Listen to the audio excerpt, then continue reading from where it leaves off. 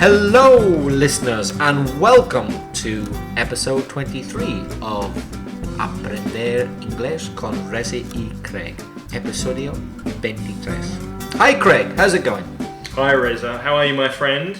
I'm very well, thank you. What's very new? Well. What's new? Well, we've got some interesting feedback. You want to hear it? Yes, please. I'm all ears. You're all ears. Soy todo orejas. Well, as far as I know, this is the first bit of feedback we've got from someone from Honduras. Is that right? Honduras. Yes. Qué bonito. She's Hondureña. That's Thelma Cabrera. Hello, Thelma. I'll read out what she says, okay? Okay. Forgive my bad Spanish pronunciation, listeners, but you understand me, more or less. We'll give you. Hola, me encanta escucharlos. Su metodología de enseñanza es muy buena para mí. Soy hondureña y hace mucho deseaba escuchar un programa como este. Yo les doy 5 estrellas. Gracias. Wow, thank you. Thanks very much. Estoy aprendiendo muchas cosas con ustedes. Les comento que he visitado Belfast, Really? Dublín y Maynooth. Oh, you've been to Ireland. Me gustó mucho sus moradores. Son personas gentiles. Oh, thanks very much, Thelma. Visité varios lugares, incluyendo los pubs. Jiji. Yes, you have to visit the pubs if you go to Ireland. I bet she's had some Guinness. Oh, you have to. And she ends, gracias por todo lo que comparten y abrazos para ambos. Ah, it's lovely. Gracias, Thelma. Y un abrazo para ti. Thanks very much. What are moradores? I had to look it up, Craig. I wasn't familiar with that word. I've never heard that before. Me neither. I think Spanish people don't use it. Maybe it's more typical in Latin America. Mm-hmm. Apparently, it means inhabitants or locals. Okay. Mm-hmm. And where's Maynooth? I've heard of Dublin and Belfast. I've never heard of Maynooth. Is that near you in Belfast? It's quite near Dublin. It's quite near Dublin. Okay. Mm-hmm. Well, nowhere is too far away from anywhere in Ireland. Dublin is exactly 100 miles from Belfast, which isn't very far at all. No. Okay, let's look at some grammatica and modal verbs. If you remember, you may remember that Reza and I spoke about the modal verbs can and can't in episode 7.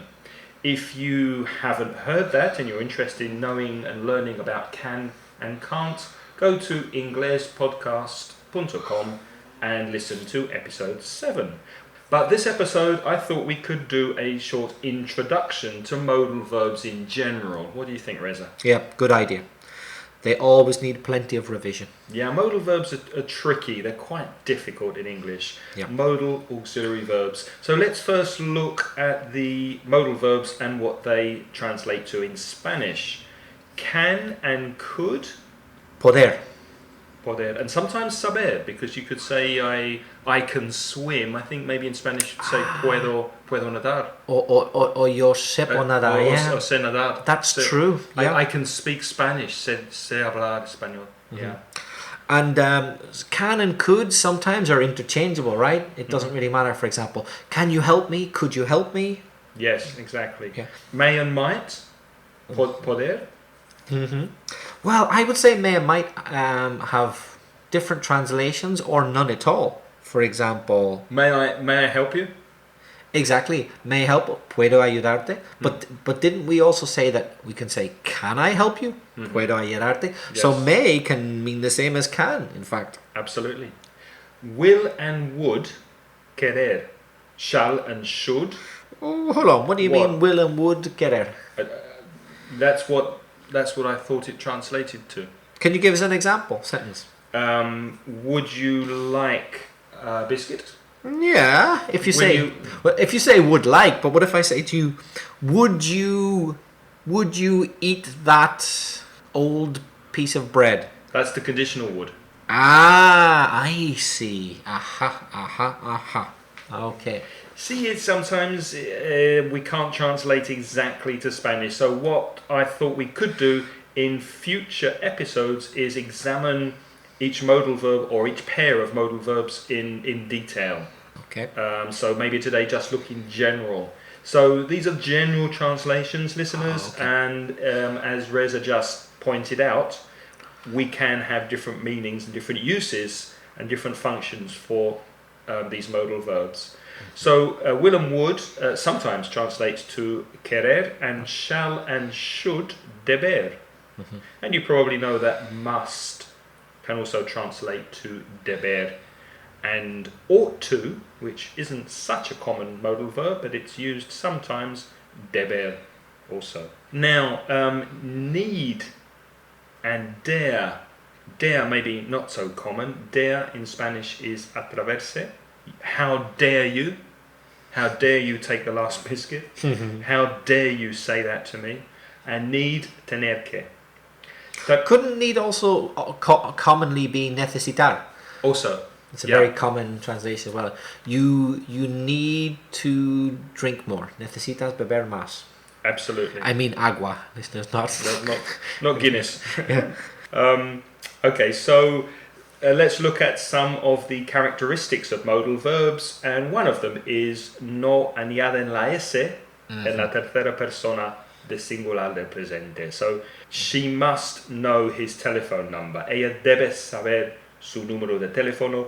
You would not say she must know. That's wrong. So no s on the third person of modal verbs. What about when you ask questions with modals, Craig?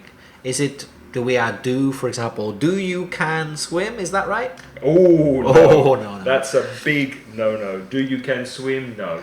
Did you must? No. No, absolutely not. Will you could? No. No. So what do we do then? With questions, you would just use the modal verb at the beginning of the clause. So, ¿puedes hablar español? Can you speak Spanish? Yes, I can. The negative, la negación, we make with just adding the word not, añadiendo not. So, I can go on Friday. Puedo ir el viernes. I cannot go on Friday. No puedo ir viernes. Cannot, or the contraction can't. Can't. Yeah. Have we spoken about the difference between identifying the negative and positive can and can't? We have, but let's remind the listeners about the stress. Yeah? Shall we have... Do you teach it with stress? How do you teach? Tell Well, us how you teach it. I say that I can cook Spanish food, but I can't cook Honduran food, unfortunately. Yet. I'll repeat that. Yet, but maybe Thelma could send me a recipe, or even dulce de leche. Oh, sorry, forget the dulce de leche. Okay, go back to this. I can cook Spanish food, but I can't cook Honduran food. I teach that when it's positive, don't stress the word can, stress the verb after it. I can cook. Right. But when it's negative, stress the word can't more than the verb. But I can't cook Honduran food. Except, of course, if there's no verb after it and you want to emphasize can, then you would stress it. Yeah. So, Can you swim? yes, I can. Then you have to stress can because there's no verb afterwards. Or if the answer was no, stress can't. No, I can't. Exactly. Yeah. It's very, very confusing for native speakers if a foreigner gets this wrong, don't we? Because with the wrong stress and also perhaps imperfect pronunciation, we often think the opposite of what you're trying to say. If you want to say, I can cook Spanish food, yo puedo cocinar comida española. But if you mispronounce it, if you say, I can cook Spanish, we think, what? What you puede? No puede? We're not quite clear because Exactly. you've got the stress wrong. And one thing I like to teach also is that to identify if somebody's being negative or positive with can, the difference between I can, puedo, and I can speak English, I can't speak English, try not to listen for the T sound, la T, because very often native speakers do not pronounce clearly the T at the end of can't. They wouldn't say, I can't speak Spanish. They would say, I can't. So try and focus on the vowel, el sonido vocal. El sonido vocal in the negative, en negativo, es más largo. Es car. Like a car, driving my car. And the sonido vocal in the positive can es más corto and weak. That's a good tip. I can speak Spanish. I can speak Japanese. I can cook. Positive. Negative. I can't go. I can't cook. I can't see you. It might help because it is difficult to identify if the person's saying can or can't when it's in the middle of the clause. Speaking of contractions, were we speaking of contractions? We were. Yes, we were. Let's quickly revise some of these contractions. Cannot changes to can't. Could not, couldn't. Might not, mightn't. I don't say mightn't very much. I mightn't go. I mightn't. That's quite uncommon. Yes, it's not so common, is it? It's correct, but it's not common. I will not, won't. Aha, that's a tricky one. Why? Because the I changes to O, W-O-N apostrophe T. Of course, yeah, W-O-N apostrophe T.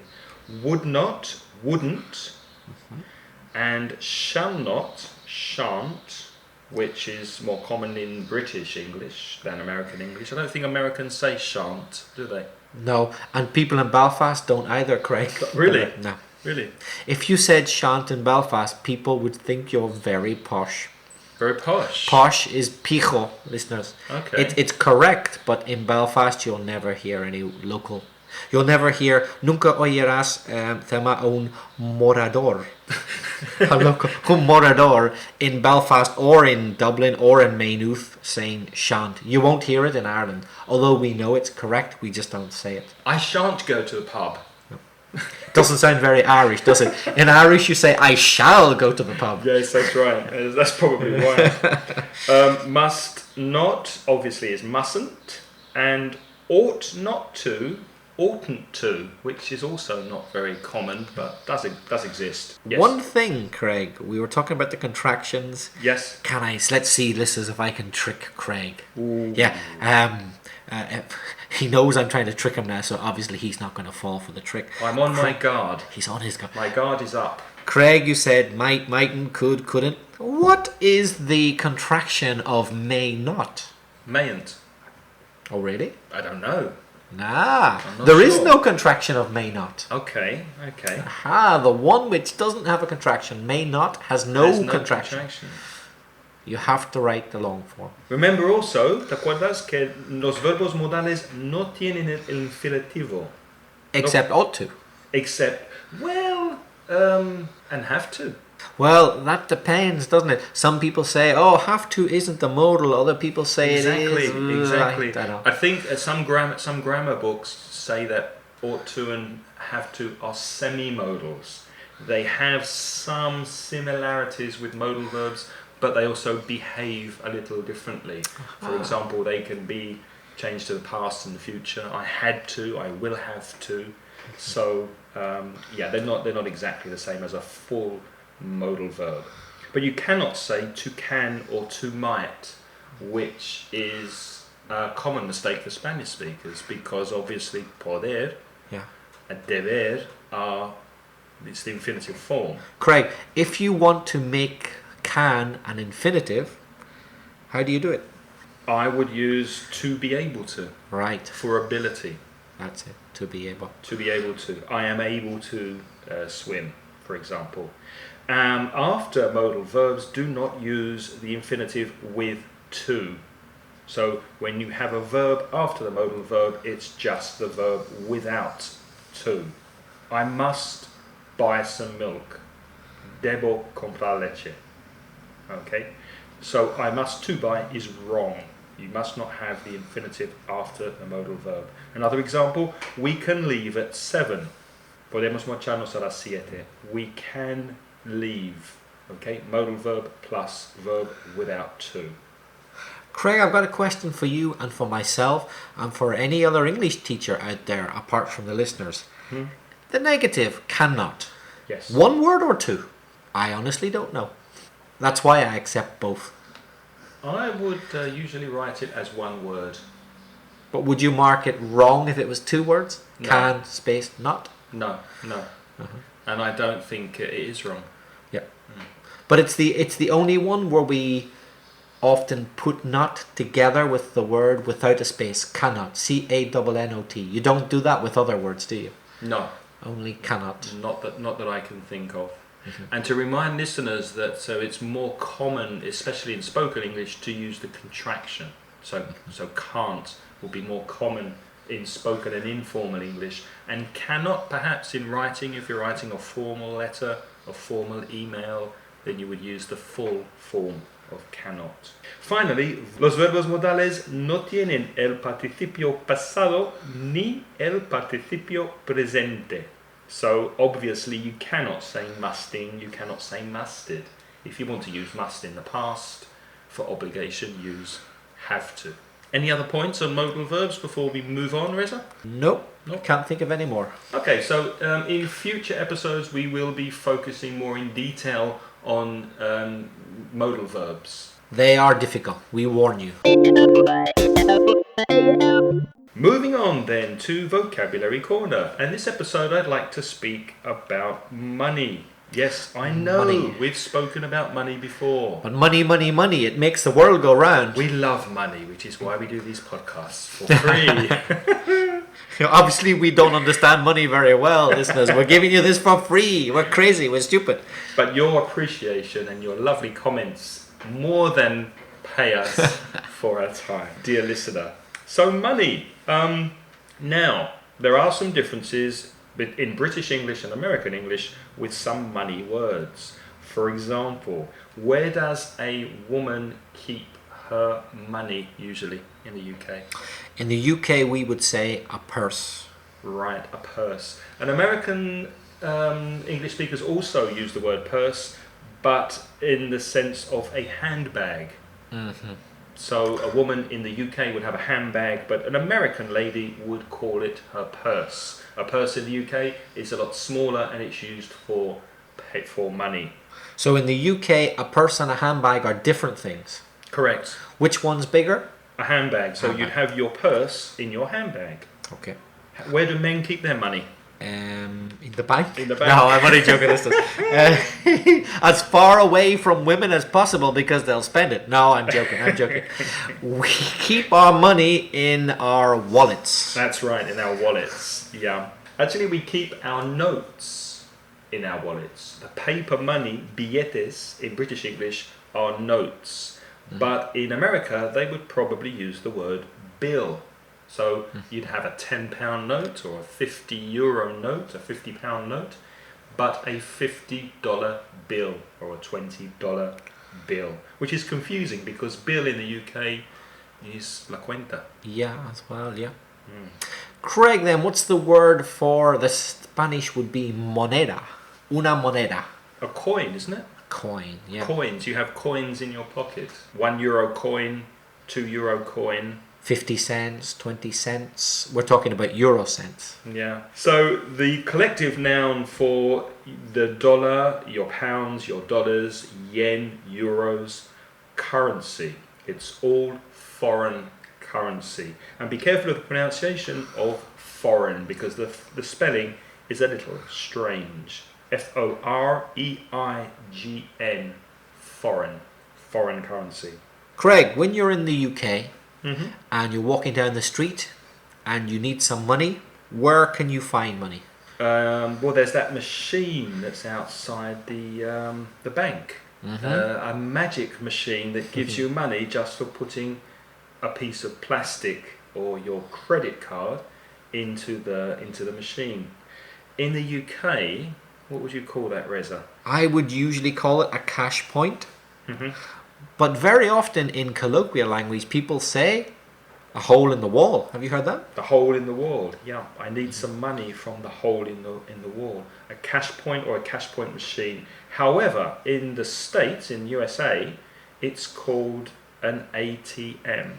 I think it's an automated telling machine or an automatic telling machine. I think so. Something like that.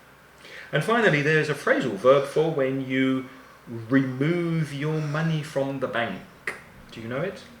The phrasal verb is take out money. Take out money. I need to take out money from the bank. You can also say draw out money or withdraw. The verb to withdraw money from the bank. And the noun is withdrawal. And the collocation to make So if you go into the bank, excuse me, good morning, I'd like to make a withdrawal. I'd like to withdraw some money from my account.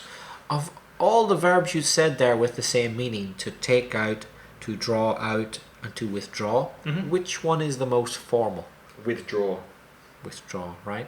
Because generally speaking, if you have phrasal verb and a verb which is not a phrasal verb with the same meaning, usually the phrasal verb is more informal, isn't it? Absolutely. Yeah. Absolutely. In fact, I would possibly say take out money, but more likely I would say get some money out. Yeah. I need to get some money out of the bank. Me too, I would say that. Yeah, I need to get some money out. Craig, you mentioned credit cards. There's another type of card which is a debit card. Slightly different. What is the difference? Explain it to our listeners, Reza. Well, I'm no banker, but... Well, that's debatable. I'm no banker, but... Well, credit can mean that you spend money that you don't necessarily have. You may be spending the bank's money, although of course you'll have to pay them back later. With a debit card, that is not the case. You have to have the money in your bank account. It's not credit. If you don't have it, you can't spend it. That is debit, and you can have a debit card. As far as I know, that's the difference. Listeners, just to show you what a careful fellow I am, I got my first ever credit card this year. really? It is true. You'd never had one before? Never before in my life, because I didn't want one. Listeners, if you've seen a picture of me, this is hard to believe, but I'm 43 years old. No, you're kidding me. I know. That You picture on internet, he's 43. And I got my first credit card That's- when I was 43. That's old, man. Yeah, that's old. Yeah. No credit card till now. I didn't Incredible. want one. And I only got one because the bank insisted I had to take it. So I took it. But I prefer debit cards. So if you buy anything online, if you buy something on the internet, you'd probably use you'd have to use your debit card. No, I have a credit card now, but I just won't use it. I prefer debit. I don't like spending money I haven't got. That's very wise. So listeners, don't blame me at all for the world economic crisis. It wasn't me. I never had a credit card. I never spent anything I didn't have. There was another word that occurred to me that could be interesting. Oh yeah, there's some word that listeners may not know that will be useful if they travel to the States or to the UK. Cashback. Do you have cashbacks in Belfast? Yep, in sure. the supermarket? Yep. It doesn't exist in Spain, does it? It doesn't. You No. can't have cashbacks in a Spanish supermarket. So can you explain what a cashback is? Well, as far as I know, cashback means that when you buy something, for example, in a supermarket, you're buying your shopping, when you go to pay with a credit card or debit card, the cashier, that's the person who is taking the money, Taking your money. will say, do you want some cash back? That means, do you want to take out some money as if we were a bank? But they're not a bank, they're a supermarket. But of course the money will be deducted from your bank account. So if, for example, your shopping came to £45 and you say, I'll have a £55 cash back, you pay for your shopping, give them your debit card, the supermarket would give you £55 in cash and your bank would charge you £100 for the shopping and the cash together. That's correct. That's and also I was in America a couple of years ago and they offered me cash back in an American store as well on my credit card. Yeah. I think the rule is you can only do it when you're buying something. Yes. Isn't that right? You can't just go into the shop and say, give me cash back, as if it were a bank. You have to buy something from them. It's a special arrangement, un arreglo, that the supermarket or shop has with the bank.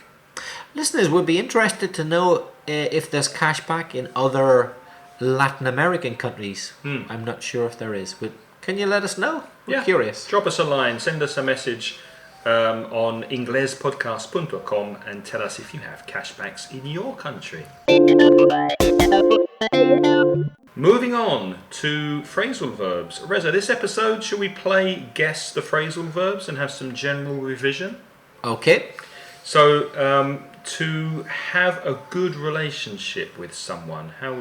What phrasal verb would you use for that? Llevarse bien con alguien. Llevarse bien. To get on with someone. To get on with someone. To have a good relationship with them. I get on with my boss. To reduce the quantity of, for example, to smoke fewer cigarettes or drink less beer. To cut down. To cut down on. On something, yeah. Yeah, to cut down on. I've cut down on smoking. I've cut down on biscuits. What about to see someone socially or romantically on a regular basis? To go out with someone. Yeah, to go out with someone. Although, Craig, that can also mean just to go out with anybody. For example, where are you going tonight? I'm going out with my friends. That can also be go out, can't it? Yes, but if I said I'm going out with a girl from my bank... Yeah. You're just after her money. I'm after her cash back, yeah. To tolerate. Tolerar? Tolerar? Oh, what's that name? Oh, right. To put up with someone or something. You may hear that really annoying sound in the background. The neighbour's alarm, I think, is going off. You can hear the alarm, so we're having to put up with a noise in the background. What about to finish? To have no more of something. For example, now we've finished, we have no more phrasal verbs. We've run out of phrasal verbs. We've run out of phrasal verbs.